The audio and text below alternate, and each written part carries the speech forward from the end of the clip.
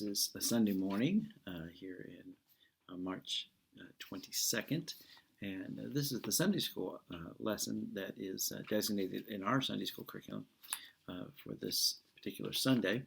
I'm recording this and I'm going to put it on YouTube, and you can watch it at your leisure. And this week our lesson comes from the 23rd Psalm. Now, that's always a tricky business. Whenever you come to a passage that is so familiar, then the tendency is to sort of try to come up with something that's clever or cute or new.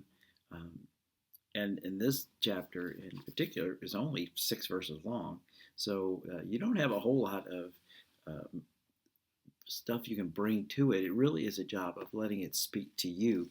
One of the commentaries that I read, the writer points out that he says, the appeal of this psalm is its simplicity, the beauty of its poetry, and the strength of the serene confidence it shows. So it in fact, the simplicity and the metaphor of a sheep, and dependent on the shepherd, that is really vital to this text. So I'm going to read it. This is the New American Standard. This is the 23rd Psalm. The Lord is my shepherd, I shall not want. He makes me lie down in green pastures. He leads me beside quiet waters. He restores my soul. He guides me in the paths of righteousness for his name's sake. Even though I walk through the valley of the shadow of death, I will fear no evil, for you are with me. Your rod and your staff, they comfort me. You prepare a table before me in the presence of my enemies. You have anointed my head with oil. My cup overflows. Surely goodness and loving kindness will follow me all the days of my life, and I will dwell in the house of the Lord forever. Again, familiar words, not the King James. The King James is just beautiful, and especially we miss that in yea, though I walk through the valley of the shadow of death. But whenever you translate the Bible, this is just an aside, when translating the Bible, you basically have sort of 3 different colors that you're working with, and you can mix those colors in a variety of ways, and that produces the shade that your Bible translation will have. So you can go for accuracy, clarity, and beauty. And so the King James, which to us sounds beautiful, and it is actually very accurate, considering it's held up pretty well for over 400 years. The problem is it's not very clear to those of us who don't speak like Shakespeare. So we have the need to find new Bible translations, and each translation has to figure out how it wants to mix those colors. The NIV wants to go for clarity, although it may sacrifice some accuracy and some beauty. The New American Standard, the translators wanted to go for accuracy, and at times giving up some clarity and certainly giving up some beauty. At times it's rather chunky.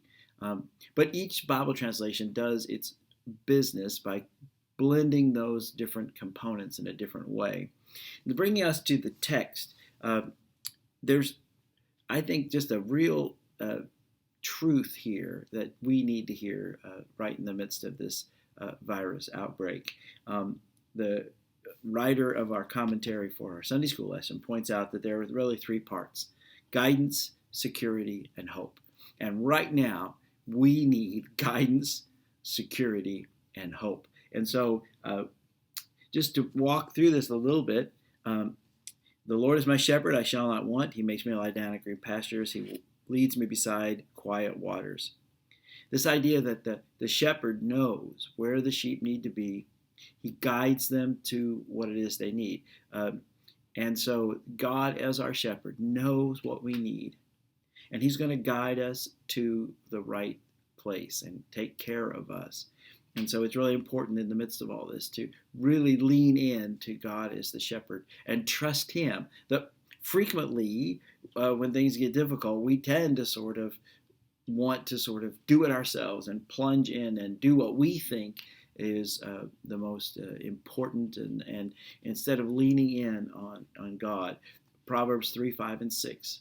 Trust in the Lord with all your heart and don't lean on your own understanding. In all your ways, acknowledge him, and he will direct our path. So we want to lean in on God and trust in him in this difficult time. Some of the things we're being asked to do might seem sort of counterintuitive. A lot of times when we're under stress, a lot of times when we're in crisis, we want to go to each other.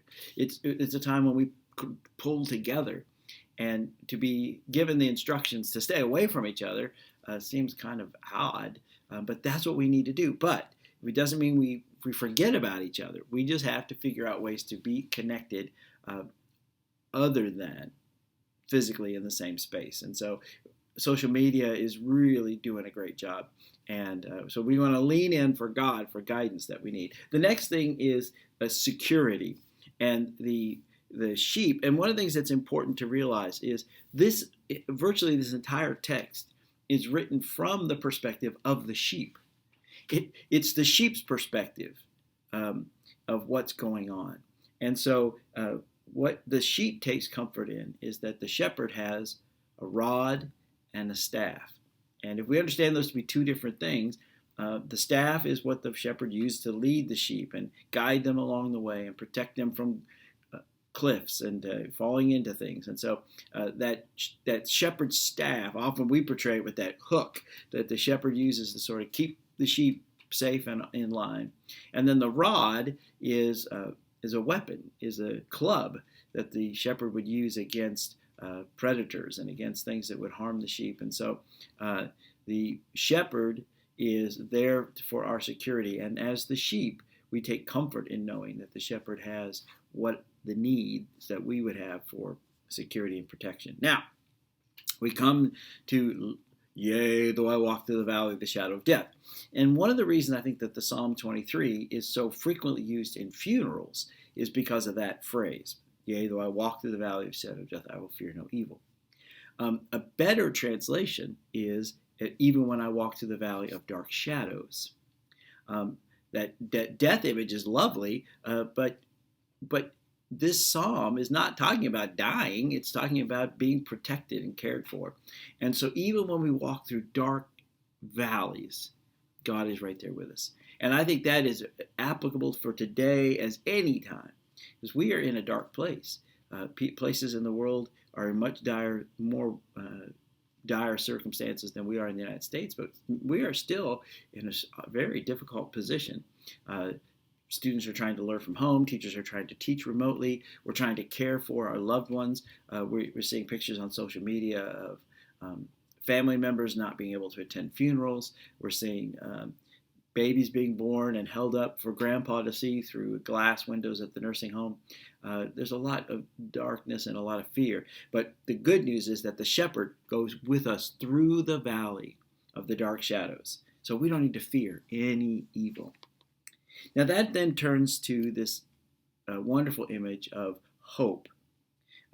Yea, though I walk through the valley of the shadow of death, I will fear no evil, for you are with me. Your rod and your staff, they comfort me. You prepare a table before me in the very presence of my enemies. You anoint my head with oil. God is going to take care of us. And then, surely goodness and loving kindness, or mercy, right? Surely goodness and mercy shall follow me all the days of my life. And I will dwell in the house of the Lord forever. This is interesting, this word here about loving kindness will follow me. It literally is the idea of being pursued. And the idea is they're dogging after me. Like the sheep early on is afraid of predators. So we have the rod and the staff to protect us from predators.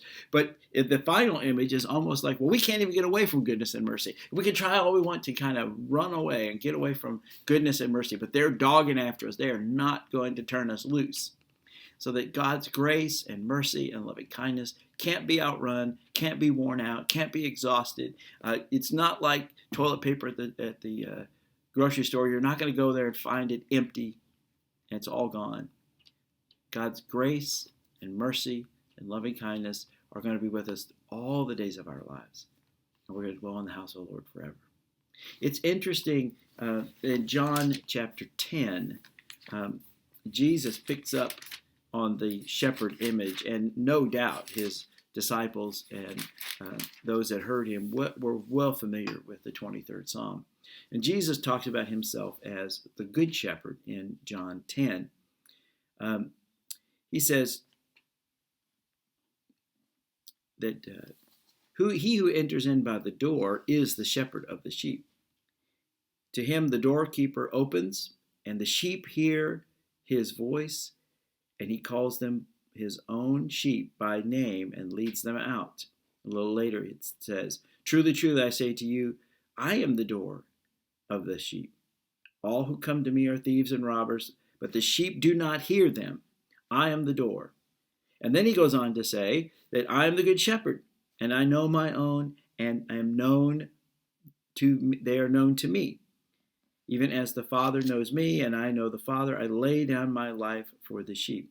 I have other sheep which are not of this fold, and I must bring them also, and they will hear my voice, and they will become one flock with one shepherd. For this reason the Father loves me, because I lay down my life, and so I may take it up again. No one has taken it away from me, but I lay it down of my own initiative, and I have the authority to lay it down, and I have the authority to take it up again. This commandment I received from my Father. Goes on and says,